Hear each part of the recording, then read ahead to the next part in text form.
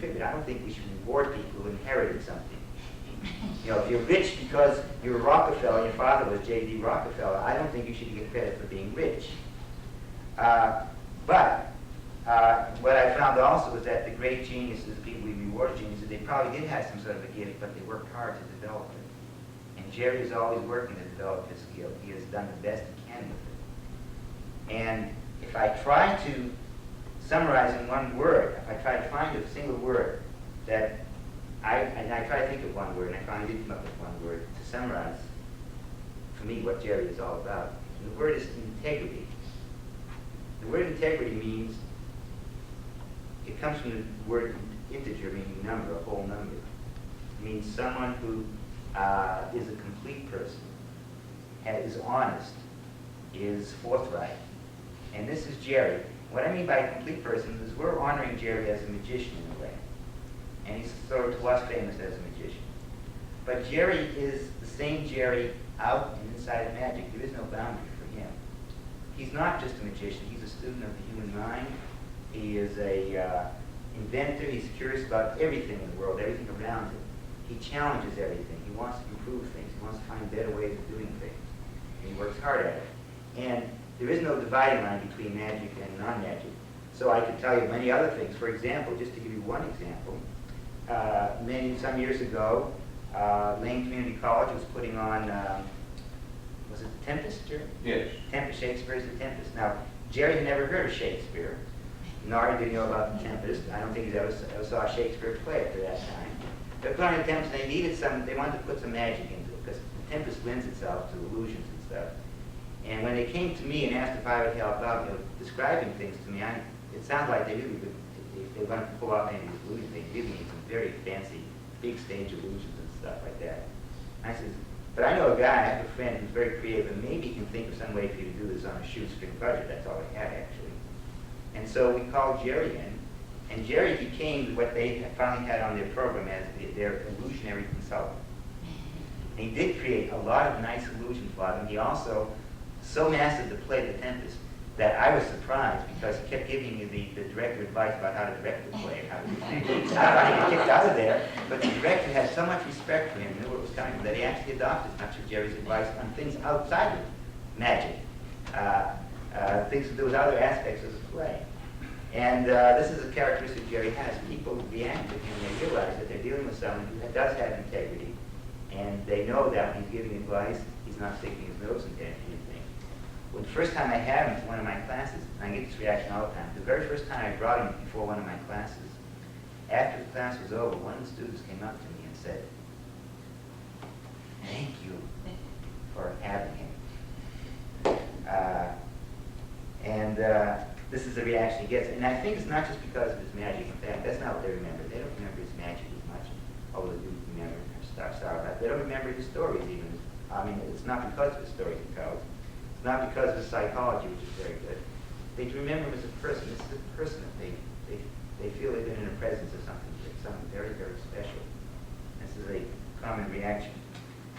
Now, if I was going to go on and on, which I will not, I would say that, to me, the best way we can honor and pay tribute to Jerry is not by a one-shot, one-night stand, but I think the best way would be to use Jerry as a model in this sense that when Jerry does magic, he does anything, he wants to do it as good as he can do it. He wants to do it the best way it can be done.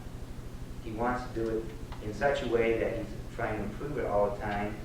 He doesn't slavishly copy. In fact, he never copies anyone, but he doesn't take some effect he's seen somewhere or some trick he's seen somewhere and immediately try and do it because it's seemingly successful with other people. He is aware that if you're going to do any magic, you do a field, you've got to create a new magic illusion. You've got to understand who you're doing it for. You've got to have respect for those people. You've got to be able to put yourself in their shoes. You've got to feel for them.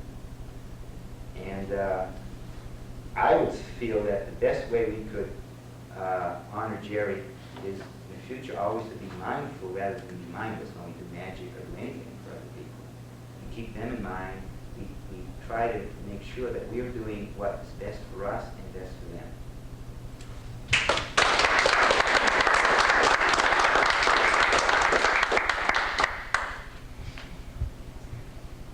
We're happy to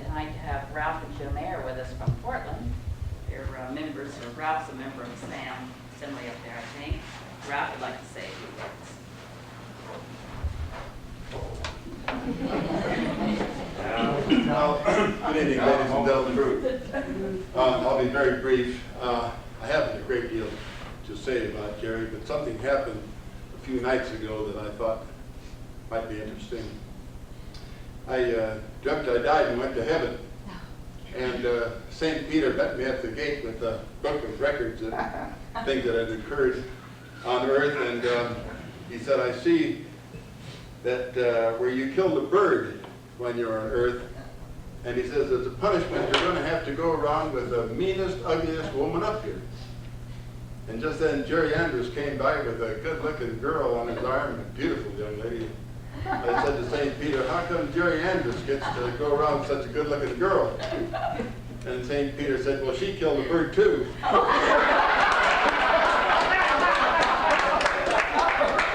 I have to say.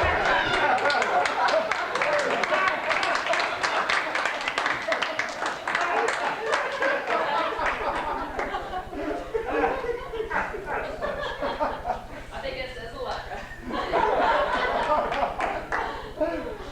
Well, just in case there's anything left to be said that hasn't been said, Dwight Vance, our IBM Territorial Vice President, will come, not as an official representative of IBM, but just as a friend of Jerry's. Dwight?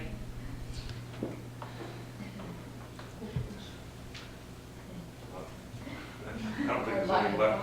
I think Ray said it all, really. I sat here and listened to everybody say all my things. And all I can say is just that I feel very fortunate living as close as I do. And I've been able to spend a lot of time and see how he goes about some of the things he does. And he does everything. And does it well. And it's been an honor and a pleasure. I wouldn't give it up for anything else I can think of in the world.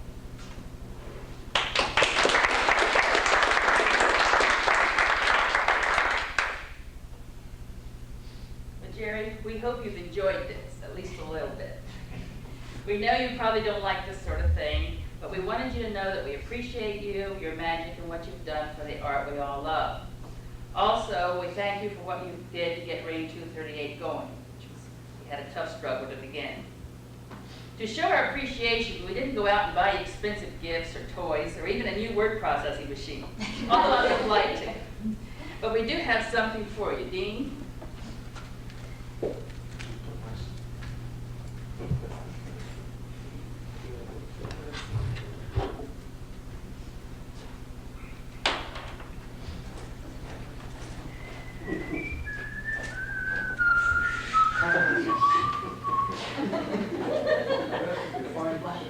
Okay.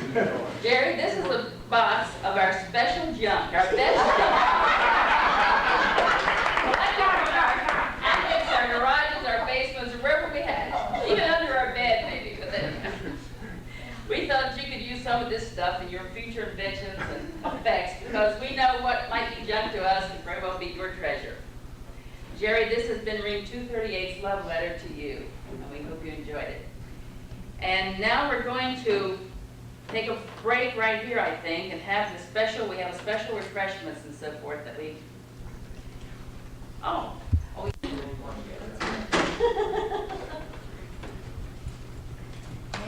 we know Jerry loves cake. I want to make sure that everyone sees this before we cut it. It says,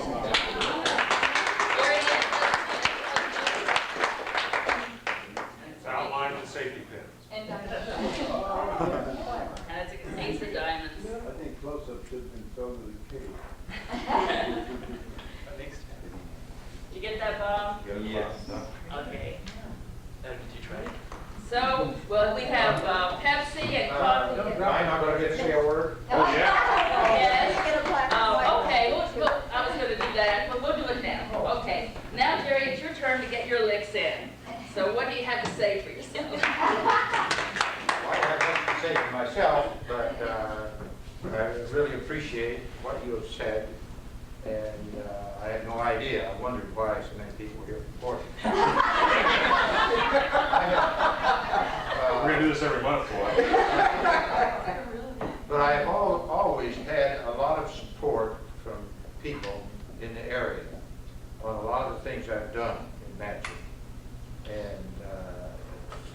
I am one of the few people with a reputation in magic who believes in magic clubs. A great deal of them, when they get a reputation, they get too good. You know, they forget that one time they were a member of a magic club, but one time they were nobody. And a comment that Vernon Cook made, I want to respond to it. He was really the inspiration for the linking pins. And what happened, Vernon Cook did for me, Piff Paff Poof Outdone. And if you're familiar with Piff Paff Poof Outdone, it had a gap somewhere here in the pin, a wide gap.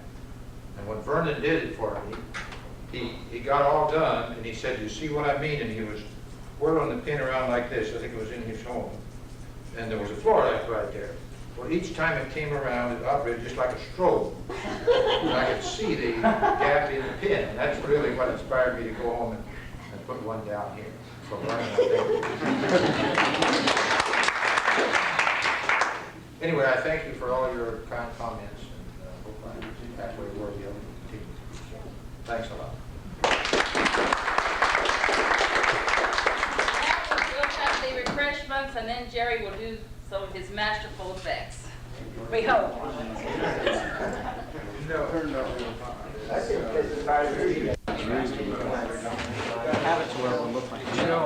who else is doing that second show? Oh, okay. We're gonna be doing the 1 o'clock show, and so we're going to be doing the sub-trunk, you know, and maybe just something little. I might even get a fire or something. Wayne Allen is going to be on, and Tim Jr., you know, he does silliness with the little kids. With, I don't know, you know, color changing the visible. I was giving you the worst angle, of course. I was giving you a bad angle. This Stand-up room, things like that. Does it really? Yeah. Dwight's going to be on. You're going to be on the second show, which is I forgot to get to you. Dwight's going to be on the second show. I'm trying to remember. What are you doing over there? So Wayne's going to be on the Let's do second this show. one. There used to be a Paul half-past Webster is probably going to be on the second show, and I'm not sure what he's been developing a very short routine with colored rings or something like that. That's So very well. that's pretty, and I don't know what you've got planned. Good. A couple of jumbo card things and maybe rings, Nice color change. rope. Look at he's doing it in the camera. That looks neat in the camera. Yeah. Oh, you got it on the camera. Yeah. See how it does look good. Jerry's ready to perform. What were you going to do? I'm going to, yeah. That's worth it. All I'm going to do is make commercials. I'm not really sure about what else. Sounds safe. Slide chair right up. Oh, I'm sorry, I forgot about it. But you slide right up to the table. Well, you know, that's fine. You can slide up close to the table as long as you, I didn't realize that. But I need to have somebody take the card. See, I got extra. Watch the slide right up there, right? There we go. Yeah, that's fine.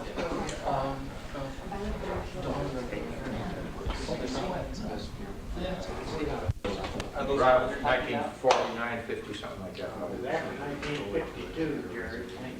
Wouldn't want to bet on it, would you? Yeah, because I didn't join the international. Well, I can't remember.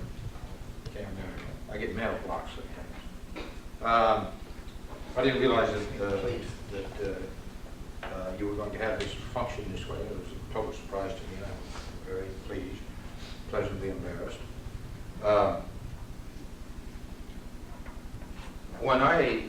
The reason that I can fool people and you can fool people, one of the reasons is that they have the audience has intelligent human minds like we do. And one of the things that I do is I want to convince my audience that the reason I can fool them is because they are intelligent and perceptive. So I want them to feel good. I'd like to fool them cross-eyed. I'd like to give them no out whatsoever if I can help it. So I don't want them to feel bad at all. And one of the things, if you have never seen this, it'll probably fool you. And if it does fool you, you'll realize that it was only because you are knowledgeable and perceptive. For instance, if anyone of you here who hasn't seen this before has said to yourself, I wonder if this is really a deck of cards, or is it just a transparent block of plexiglass? You can see that if it fooled you, the only reason it fooled you is because you were perceptive and knowledgeable. And had you never known what a deck of cards was, and I'd gone through the same process, then if I said, ha, I fooled you, didn't I? You would say, what do you mean you fooled me? You just took something out of a box and you had 2 pieces of cardboard with some red stuff on it and a transparent block of plastic.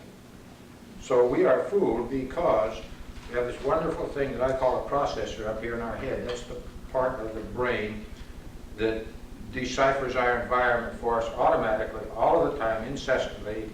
When you look, if you're driving your car and you meet another car, you don't have to make any, you have no choice you can't even make a conscious decision of whether that's a car you're meeting or not. You are told, and when you look out and you see a chair or anything, so this wonderful mind, just in a fraction of a second practically, tells us what we're seeing all the time. And I can't deny it and you can't deny it. And so, naturally, you know, quote unquote, this is a deck of cards. And so you should. In other words, when you're fooled, a great deal of the time when we're fooled, our mind is working just exactly like it should under the circumstances. It's coming to the proper conclusion that it should under the circumstances, but it has come to the wrong conclusion, you see.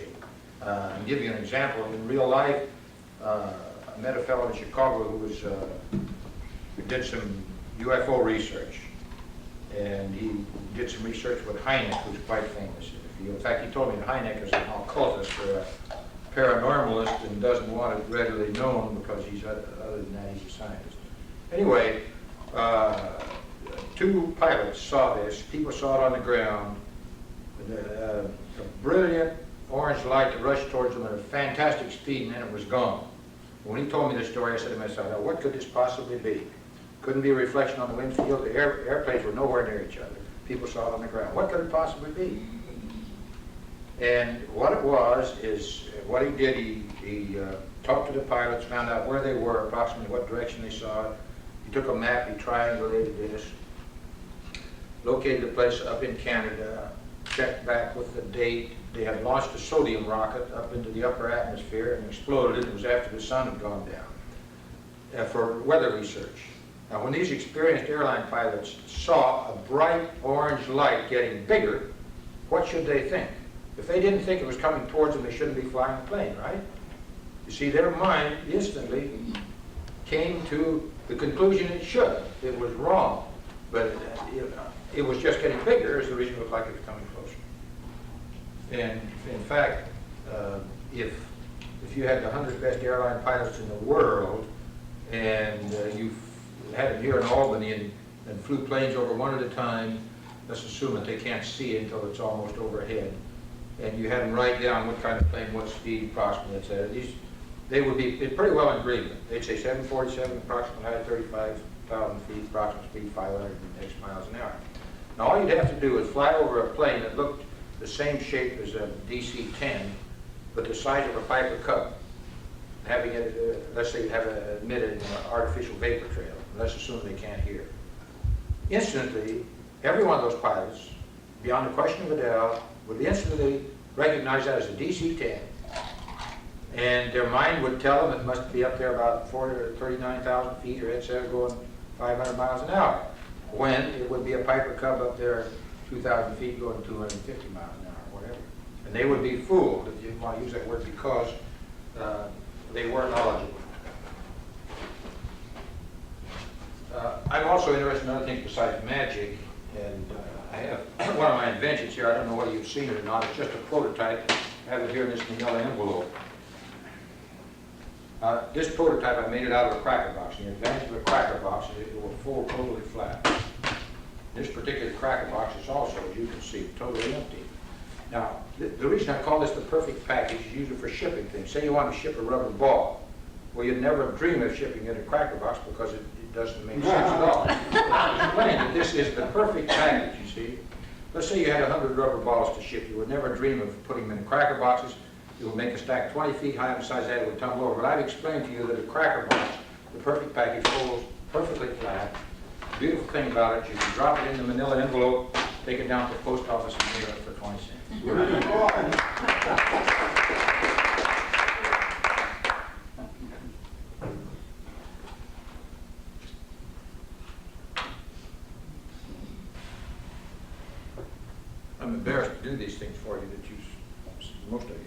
so many times. Here, see him again.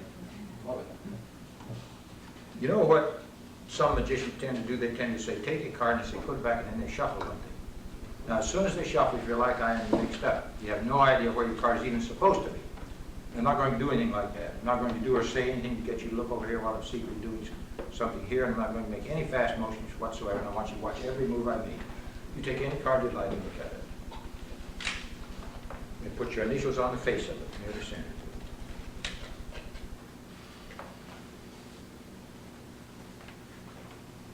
Now, I don't want you to put your card near the top, but other than that, put it any place in the deck you like. Right down there. About, I'd say, I'll push it into where I couldn't possibly see what it is. I'd say your card's about 3/4 of the way to the bottom. Now, Vernon, I want you to think of any real small number, make it between 1 and 5, otherwise it'll take too long, and tell us the number you're thinking of. 4. Now, I think everyone will agree, I haven't shuffled these cards, I haven't cut the cards. You take the cards. Now, if you had enough faith, you know about teleportation? About moving things with your mind. If you had enough faith that you could move the card from where you put it, the number you're thinking of, you could do it. So you concentrate and deal 4 cards face up on my hand. 2, 3, 4. If your card with your initials, right? That's correct.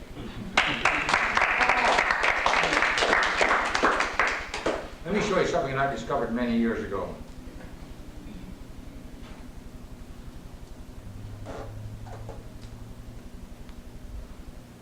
Here, you take the aces, put them all together, face down in the center, leave them protruding so you know they're still there.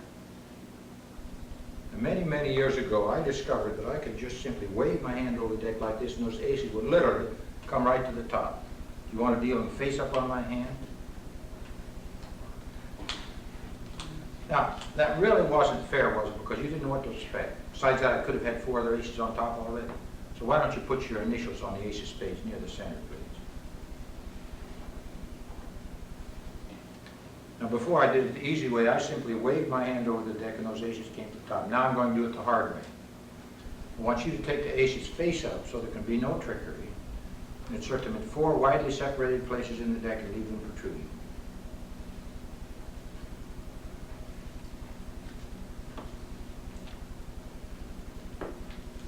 Fine. Now, if the hand were quicker than the eye, which it indeed is not, if I push these aces flush, if I could cut the deck so fast the human eye couldn't see and transpose the 2 halves, I could get one of your aces to the top or bottom, couldn't I?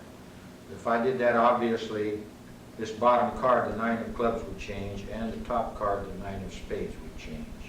Now, you have put the 4 aces face up in the deck in 4 different places. Now, here's what I propose to do. Totally impossible as it sounds, I am merely going to snap my fingers like this, and I think you will have to agree that surely that 9 is still on top, the 9's on the bottom, you take the cards, deal the 4 top cards face up on my hand, including your ace with your initial.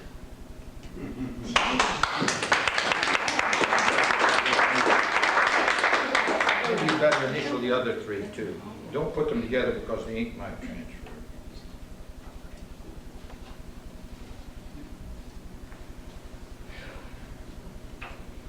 Now while that's drying, let me tell you what I mean by the hand not being quicker than the eye. I'm 64, and if I live to be 100, and if I practiced every moment from now on, I could not learn to move my right hand even an 1/8 of an inch in back so fast you couldn't see, not even a 1/16 of an inch. It is totally impossible. Now, we have had all 4 of those aces initially. I didn't pay any particular attention. The top ace is the ace of diamonds. Would you take the cards and could you follow my instructions exactly, please? Turn the top ace face down on the deck. Deal the 4 aces face down in the pile here.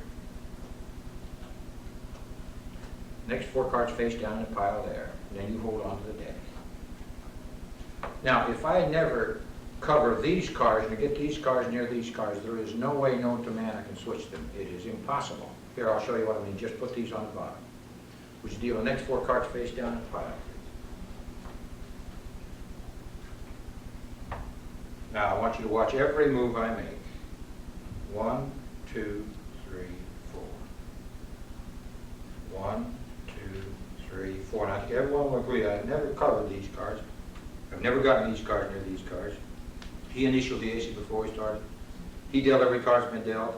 That seems totally impossible, but he can verify the fact. It's over here with this initial. Oh my God. Thank you. In different cards. Oh, wow. Here's the card of the spectator himself, initials the aces, and he deals every card that's been dealt. I tend to be allergic to card tricks. I'm talking about the deal them down and take a card, find a card, and these complicated monstrosities. So I want to apologize in advance for what I'm going to do. I'm going to do one thing. It's a little bit complicated, and for one thing, I have to shuffle the cards. Normally, I don't shuffle them because it just confuses. But in fact, we have to have two cards remembered. This is one reason it's complicated. Would you remember a card? And Johnny, would you remember one? Put yours back and yours back. Okay, I'm going to divide that dot in the center and shuffle it 3 times like this.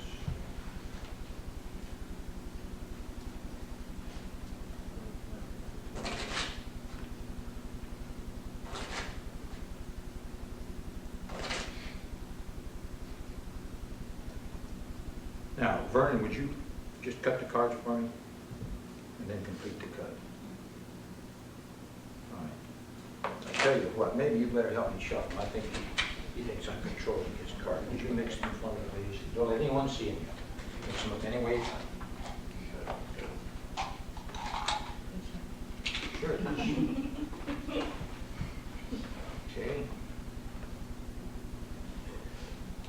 Now, I want everyone to be totally satisfied these cards are thoroughly mixed.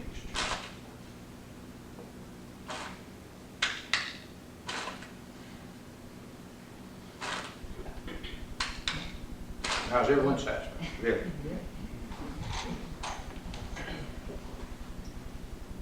I'm going to shuffle once more. Like this.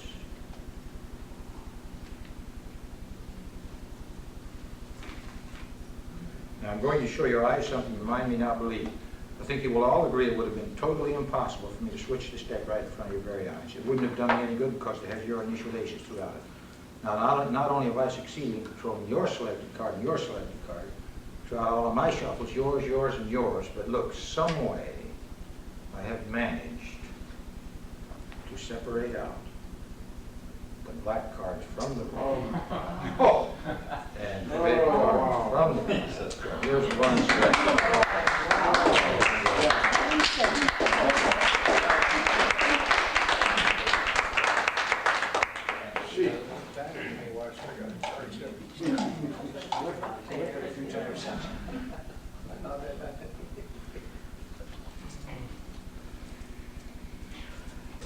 I'll do one here, just 2 or 3 more.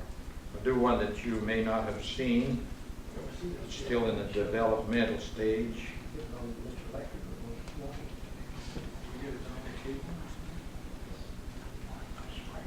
I hate to have you have to take the cards all the time. You turn face up because I'm going to see it anyway and put your initials on the face near the center. You get your cards worked out.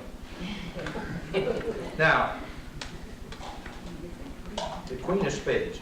Vern, I'm going to put your card in between the 9 and the 5. Going in between the 9 and the 5.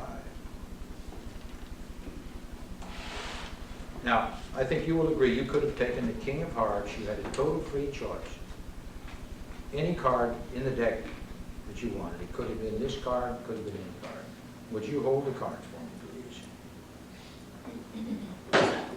Now, if I were to just sort of turn these cards on my hand like this, it'd seem pretty difficult to conceive of how your card could be gone, wouldn't it? Yes. Like a fans, I mean, right while you're watching, actually, it has. There.